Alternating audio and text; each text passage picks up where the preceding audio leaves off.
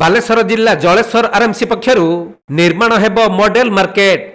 ତେଣୁ ଜଳେଶ୍ୱର ହାଟପଡ଼ିଆ ଠାରେ ଆରଏମସି ଜାଗାରେ ବେଆଇନ ଭାବେ ନିର୍ମାଣ ହୋଇଥିବା 30ରୁ ଅଧିକ ବେଆଇନ ଦୋକାନ ଘରକୁ ଉଚ୍ଛେଦ କରିଛି ଜଳେଶ୍ୱର ପ୍ରଶାସନ। ବାଲେଶ୍ୱର ସବ୍ କଲେକ୍ଟରଙ୍କ ନିର୍ଦ୍ଦେଶରେ ଉଚ୍ଛେଦ ଜାରି ରହିଥିବା ବେଳେ ସେଠାରେ ଆରଏମସି ପକ୍ଷରୁ ନିର୍ମାଣ ହେବାକୁ ଥିବା ମଡେଲ ମାର୍କେଟରେ ସମସ୍ତ ଛୋଟ ବଡ଼ ଦୋକାନ ସହିତ ବିଭିନ୍ନ ସୁବିଧା ରହିବ।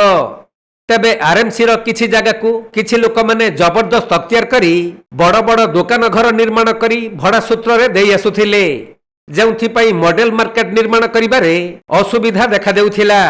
ଏନେଇ ଆରଏମସି ପକ୍ଷରୁ ବାଲେଶ୍ୱର ସବ୍ କଲେକ୍ଟରଙ୍କୁ ଅବଗତ କରାଯିବା ପରେ ଉକ୍ତ ଦୋକାନ ଘରଗୁଡ଼ିକୁ ଉଚ୍ଛେଦ କରିବା ପାଇଁ ସେ ନିର୍ଦ୍ଦେଶ ଦେଇଥିଲେ। ତେଣୁ ଉକ୍ତ ନିର୍ଦ୍ଦେଶ ଅନୁଯାୟୀ ଜଳେଶ୍ୱର ତହସିଲ ପ୍ରଶାସନ ଓ ପୁଲିସ ମିଳିତ ଭାବରେ ଆରଏମସି ଜାଗାରେ ବେଆଇନ ଭାବେ ନିର୍ମାଣ ହୋଇଥିବା ଦୋକାନ ଘରଗୁଡ଼ିକୁ ଉଚ୍ଛେଦ କରିଛନ୍ତି।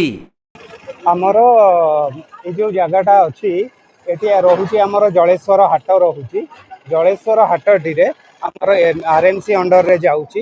ତେଣୁ ଏଠି ଆରଏମସିର ଗୋଟେ ମଡେଲ ମାର୍କେଟ କମ୍ପ୍ଲେକ୍ସ ହେବ, ଯେଉଁଠି ବିଭିନ୍ନ ପ୍ରକାରର ଛୋଟ ବଡ଼ ଯେତେ ଦୋକାନୀ ଆମର ଅଛନ୍ତି, ଯେଉଁମାନେ ଅନଅର୍ଗାନାଇଜ୍ଡ ହେଇ ବସୁଛନ୍ତି, ତାଙ୍କୁ ଅର୍ଗାନାଇଜ୍ଡ ୱେରେ ପ୍ରପର ପାର୍କିଂ ଡ୍ରିଙ୍କିଂ ଫ୍ୟାସିଲିଟି ସବୁ କରିକି ତାଙ୍କର ସବ୍ କଲେକ୍ଟର ସାର୍ ଯେହେତୁ ଆମର ଆରଏମସିର ହେଉଛନ୍ତି ହେଡ୍, ତେଣୁ ତାଙ୍କର ସେହି ପ୍ଲାନିଂ ଅଛି। ତେଣୁ ସେଥିପାଇଁ ଆମର ଯେତେବେଳେ ଡିମାର୍କେସନ୍ ହେଇଥିଲା ଦେଖାଗଲା ଯେ କିଛି ଲୋକ ଏନକ୍ରୋଚ୍ କରିଯାଇଛନ୍ତି ଗଭର୍ଣ୍ଣମେଣ୍ଟ ଜାଗାରେ।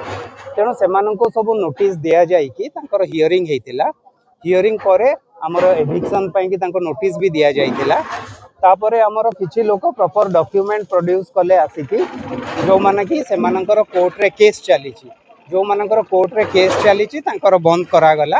ମାତ୍ର ଯେଉଁମାନେ କୌଣସି ଷ୍ଟେ ଅର୍ଡର ପ୍ରଡ୍ୟୁସ୍ କରିପାରିଲେନି ବା ଷ୍ଟାଟସ୍ କି ଅର୍ଡର ପ୍ରଡ୍ୟୁସ୍ କରିପାରିଲେନି ତାଙ୍କର ଭଙ୍ଗା ହେଉଛି।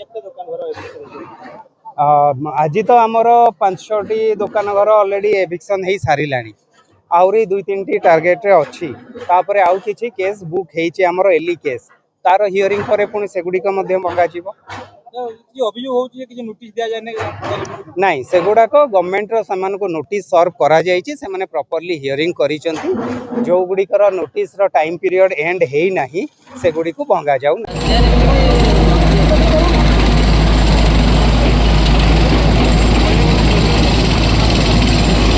ବାଲେଶ୍ୱର ଜିଲ୍ଲା ଜଳେଶ୍ୱରରୁ ଭୋଳାନାଥ ସିଂଙ୍କ ରିପୋର୍ଟ, କୋଣାର୍କ ଲାଇଭ୍।